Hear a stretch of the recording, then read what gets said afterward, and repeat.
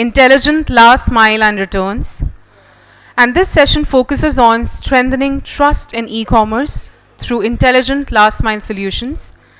It is my honor to introduce Mr. Amit Shankhdhar, co-founder, Million Minds and logistic industry leader.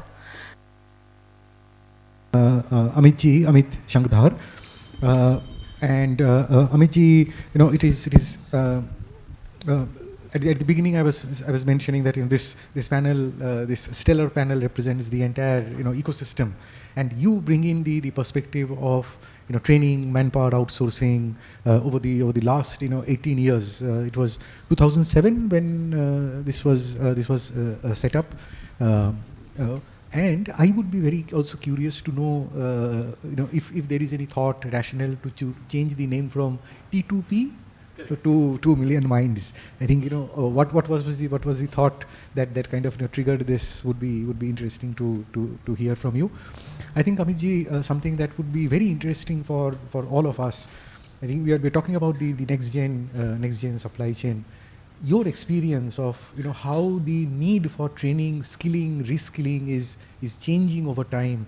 What are the kind of feedbacks that you are receiving from the stakeholders, from the customers, to look at the new generation of people skills that we need? Are you noticing any differences? Your thoughts, Amitji. Sure. Thank you, Mr. Mullik. See, I was not expecting these questions. From the historical background of my company, T2P Consultants, to become a Million Minds Management Services Limited, and the changes over a period of time, and the expectations in terms of the skilling and training, and the behavioral changes of requirement of the people, right? Beyond this, I am a hardcore logistician as well.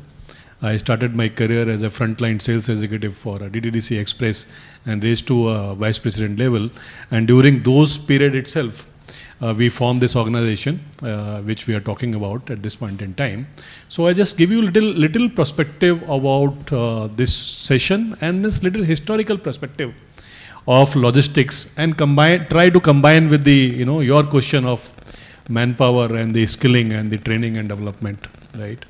So typical answer of your T2P to changing to a Million Minds. T2P was we formed with the perspective of training to placement. Despite employment and requirement of the people, demand and supply gap is always there. Today we have a huge opportunities for the people, but at the same time huge unemployment is also there. And it was very much true in year 2090s as well. When we were looking for people were not there. And when you look for the job for the people say, I don't have a job. So this mismatch is a perennial problem. And we are living with this. Something is getting sorted and new things are getting opened. From that perspective, we formed the organization T2P Consultant for fulfilling the captive need of a people in DTDC itself. So we started with the recruiting people all the way from the villages and bringing them into the large hubs of those 90s and 2000, typically 2005-7 up to 2010. And I connect this last 35 years of logistics as a 3 decade of logistics, or 2.5 or 3.5 decades of logistics. If you look at logistic 1.0, in 90s up to 2005 or 2010, it was a purely the word was logistic was not there. Even explaining the courier was difficult for the people, and it was treated as a very, very back end. And the people who were working in this segment feeling little inferior complex, and simple talk was there. Even somebody is doing a good business and having a good career in courier or something, तभी भी अपने उनकी शादी होना difficult होता था. Right? People look for the glamour was not there into it. Thankfully, this session what we are doing for e-commerce, we have 4 minutes. Sir? All right. So if this logistic 1.0 of that particular era, logistic 2.0 came with the little infrastructure development, particularly 2010 onwards or 2007-8 onwards, till 2020 kind of, logistic 2.0 we can declare. Three things happen in this particular era. One is infrastructure attention of the government has started. Second, the e-commerce has evolved very rapidly. And these 15-20 years, there is a 20x exponential growth of a logistics sector. Whereas hardly during 90s or 2000, 3,000 crore business was there. Today is in Indian rupees for express logistics or combinedly e-commerce logistics and courier packaging solutions, it is close to 50,000 crore plus. Right, a part of 2 lakhs crore of overall logistics business of India, which Naveen told is growing towards $300 billion by 2030, right? So within that, the e-commerce has brought a lot of attention and the excitement, and which has further created a demand for lot of employment for the people. And from there, we pivot from a training to placement to an institute to a Million Mind as a staffing organization, right? I'm just trying to cover both the things together. And then the GST implementation, and then a lot of other, the whole country was, before GST implementation, was divided into a 29, or 28, different smaller countries. Today, there has been integrated. So the toll nakas may not have those kind of a line and those kind of traffic jam, which was there in logistic 2.0 or 1.0 kind of a solution. But in today's context, particularly after COVID, right, the logistics has got a different life completely, and this become a most important function for the globe as a whole world, and it become a further more important function for the organizations to remain profitable and efficient. And similarly, that is taking the attention of government as well, being their responsibility, and the social responsibility of each individual as a consumer or customer. So Logistic 3.0, or the latest situation what we are talking about, has brought us quick commerce. The deliveries which was not happening those days in 4 days and 5 days, we are expecting, and it is happening in 10 minutes. And each segment is trying to come into that particular, growth area of quick commerce. And the age of AI has already started for this particular session, what we are doing. And the implementation of AI is applicable in each segment of this particular business. Third, sustainability, and this session we already have. And the most important is the generation G, or the workforce, or a future workforce, right? So if you look at from AI perspective or today's session perspective, the problems can be divided into 3 segments. The problems which are happening through a source.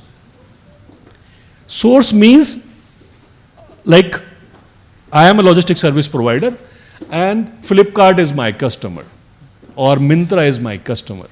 So they become the source, right? Or Meesho may be a customer if for any logistic service provider. And there is a delivery point, that is a customer. His behavior is affecting lot of return and the reverse logistics and cost and efficiency attached to it. And then within middle of this logistics service provider, the most integral part and the important part is manpower.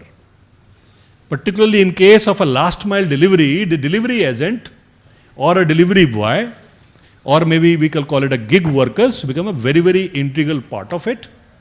And the overall cost of logistics, last mile delivery, 40 to 50%, maybe Mr. Nair may correct me if I am, missing certain points, comes from the last mile delivery people cost, right?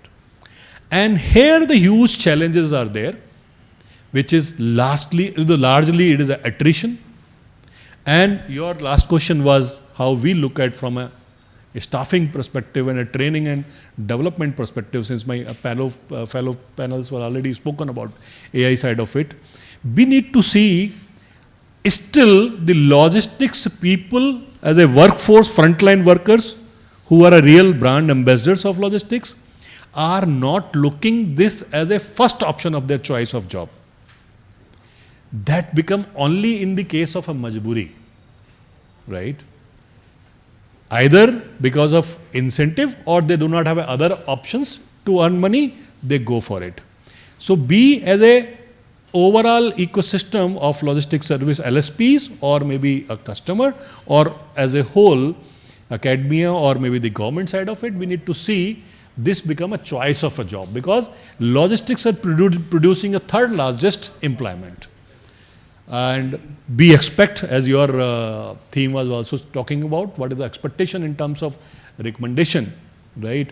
How government can help us for these people's social security, their safety, and how AI can help their feedback, how happy he is, right? And how different kind of a, fundamental facilities are being provided at those locations. Look at the situation of quick commerce in urban area. In a cluttering area, somehow dark stores are being open. There is no proper system. There is no municipality do not have as of now proper rules and regulations. We are not building our cities where the cluster of a logistics are required for a quick commerce or maybe a dark store kind of a facility where these riders and everybody can be there and they remain nearest to the client side. So speed depends how near you are to the client side. So those lot of areas are there, but particularly lot of expectation in terms of the skill development and trainings are required from an employer and the government both sides. Sure. Thank you so much, Amit ji. And I think the way you also broke down the logistics 1.0, 2.0, 3.0 provides good context for our discussions and the seminar today. One recommendation that you would want to emerge from the panel so that the chambers can run with it on how do you see one recommendation for a resilient, efficient and sustainable supply chain. And if I may ask from the far Amit ji. So one the recommendation what Mr. Garis is talking about, the having a proper compliant system in a cities for a dark store. Second, I would like to emphasize when we are talking about a customer trust, there has to be a trust between LSP and the his customer, right? So the government may facilitate a visibility platform where the entire open source data is available for all the way seller and the platform and followed by LSP, and then the maybe like the ONDC can be expanded in the same manner or a similar kind of a logistics platform. The sourcing level visibility versus at a delivery level visibility is integratedly visible for whole value chain. Thank you, and I think this with this we conclude the session, and some of the points, especially the point on how do we look at speed with accuracy, not look at a siloed approach, but look at more the seller side as well as the consumer side becomes important takeaways from for this. Jitendra ji, thank you for putting this stellar panel together. I think the chamber is providing voice to otherwise a voiceless stakeholder. And the recommendation and the experience and perspectives, I'm sure will reach to the right quarters for all of us together to look at a customer-centric, resilient, efficient, and sustainable supply chain in the real world. Thank you, gentlemen. Thank you, colleagues, for being here. Thank you so much. That was indeed a very informative discussion. I would now request Dr. Jitendra Singh, Deputy Secretary General, PHDCCI, to please come forward and felicitate our moderator and panel members for their valuable contributions today. I request Mr. Amit Shankhdhar to kindly accept our token of appreciation for his valuable contributions. Can we please have a huge round of applause?